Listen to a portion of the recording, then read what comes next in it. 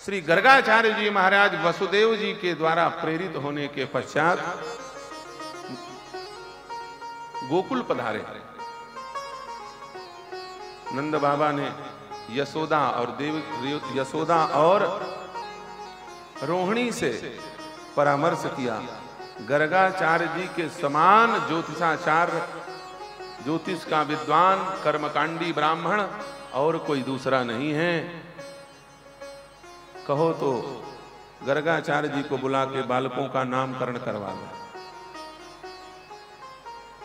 इससे बढ़िया क्या बात होगी भाई? हमारे लाल जी के नामकरण गर्गाचार्य स्वयं करें, इससे बड़ा सौभाग्य कुछ दूसरा हो नहीं सकता। बिल्कुल जाइए, बुला लीजिए।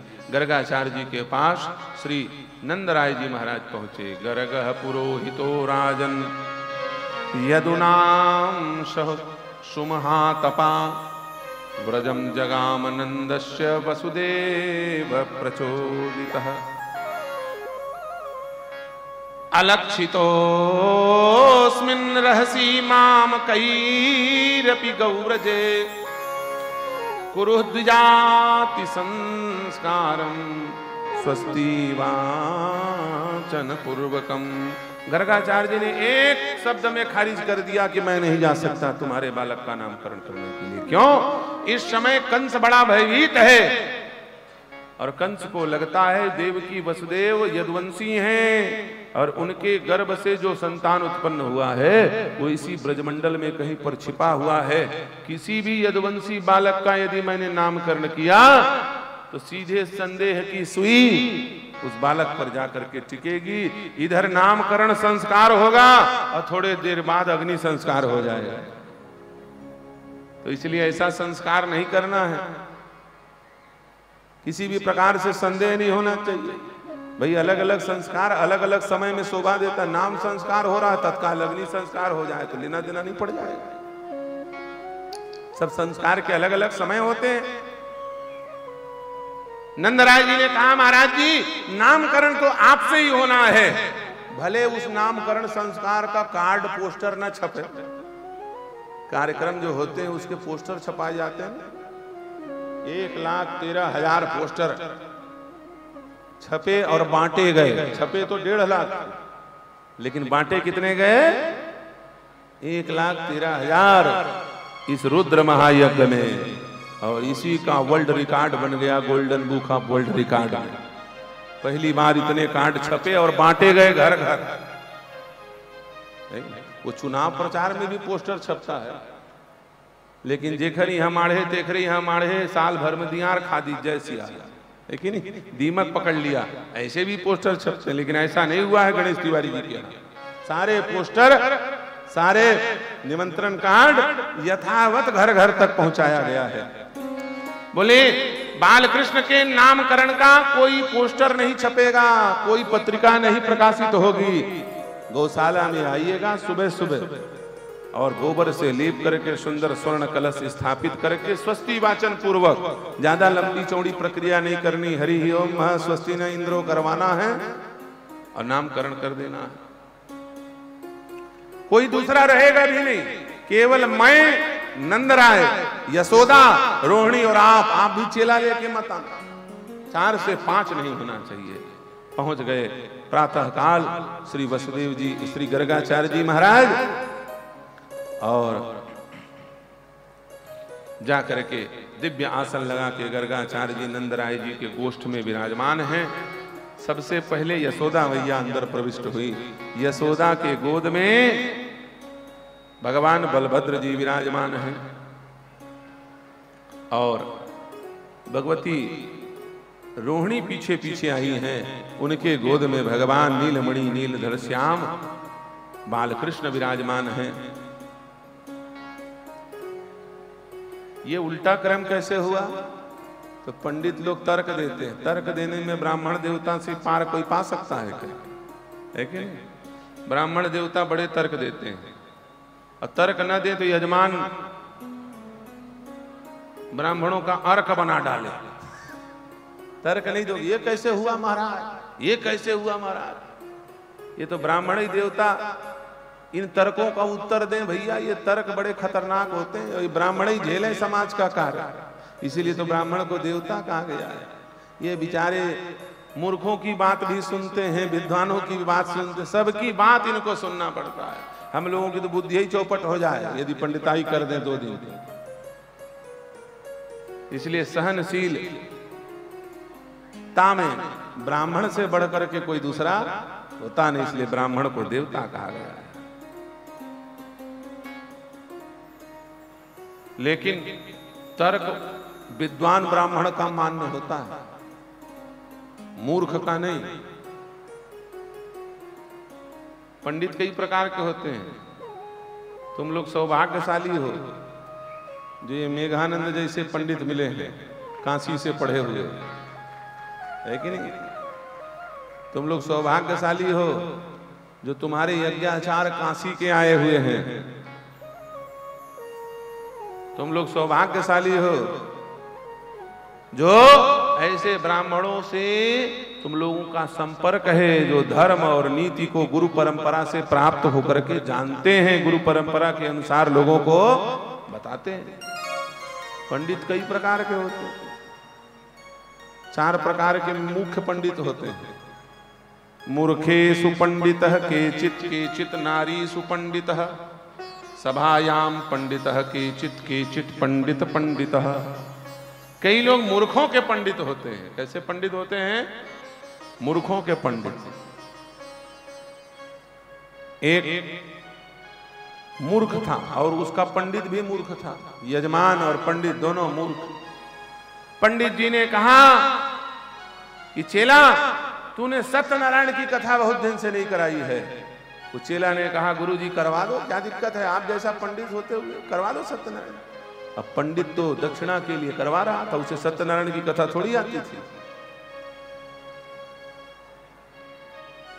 उसने क्या किया, सत्यनारायण की कथा के नाम पे अमरकोश का पुस्तक खोला और बैठ के पढ़ने लग गया। और हर 10 मिनट बाद घंटी बजा दे, टिन टिन टिन टिन, प्रथमो अध्याय समाप्त, द्वितीय अध्याय समाप्त। तो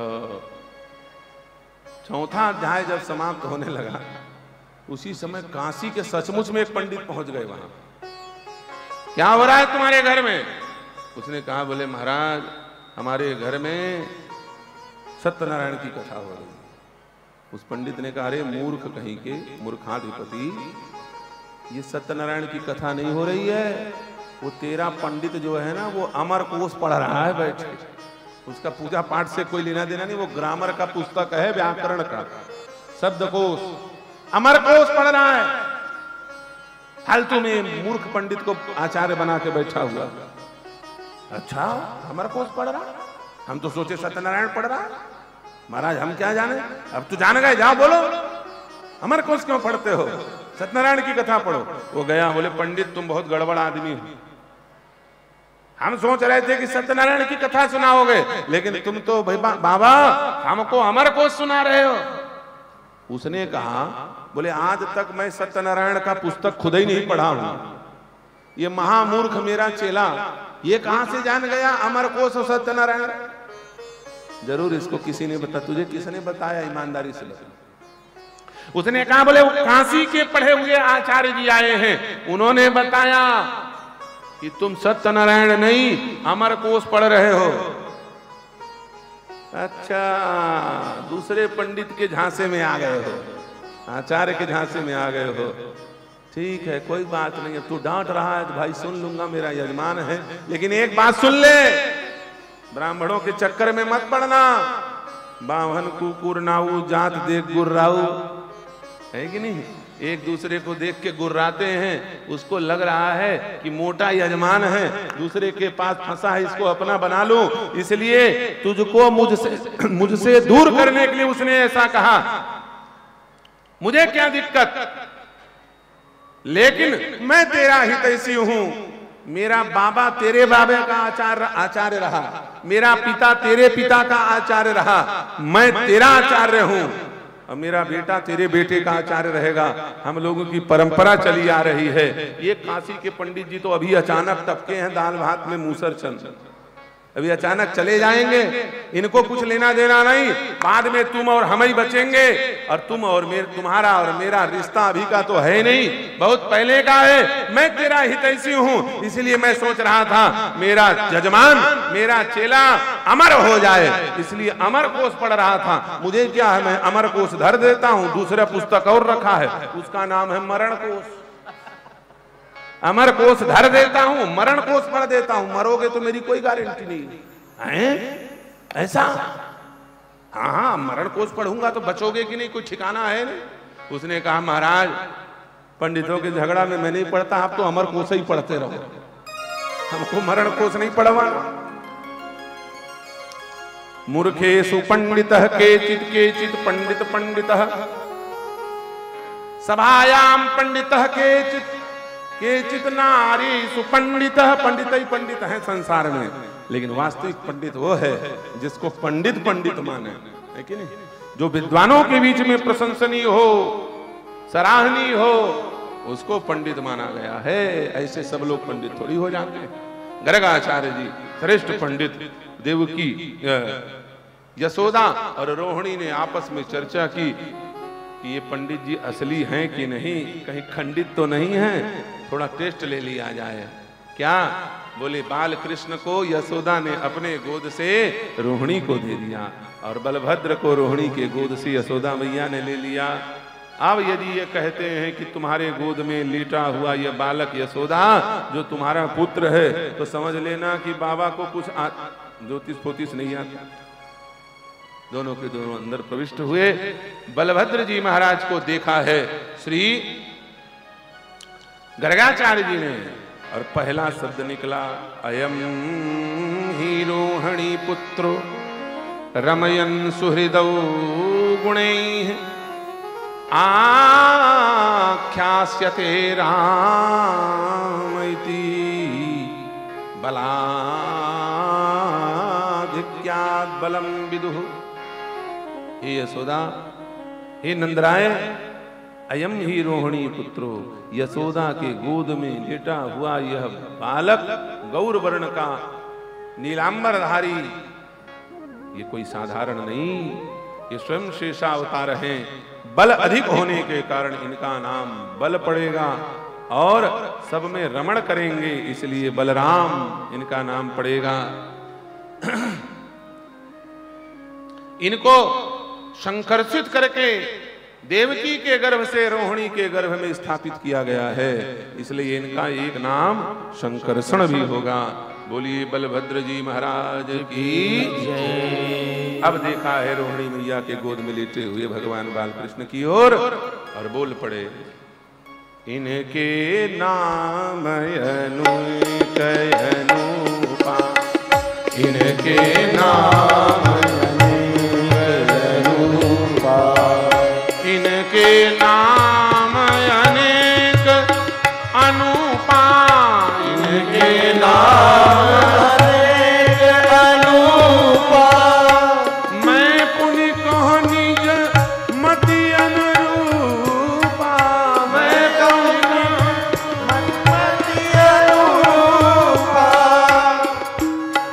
आसन वर्णस्त्रयो हास्य गृहणितो अनुयुगम तनु शुक्लो रक्तस्तथा पीत इदानीं कृष्णतांगतः। इनके अनेक अवतार हुए हैं, कभी शुक्ल रूप में राम रूप में आते हैं, कभी रक्त रूप में लाल वर्ण के नरसिंह बन करके आते हैं, कभी सफेद बन करके भगवान वराह बन करके आते हैं, कभी ऊंचे बन के आते हैं लंबकनाथ बन के विराट रूप में, और कभी बौने बन के बामन बन के चले आते हैं। इनके अनेक रूप हैं। इस बार ये काले काले,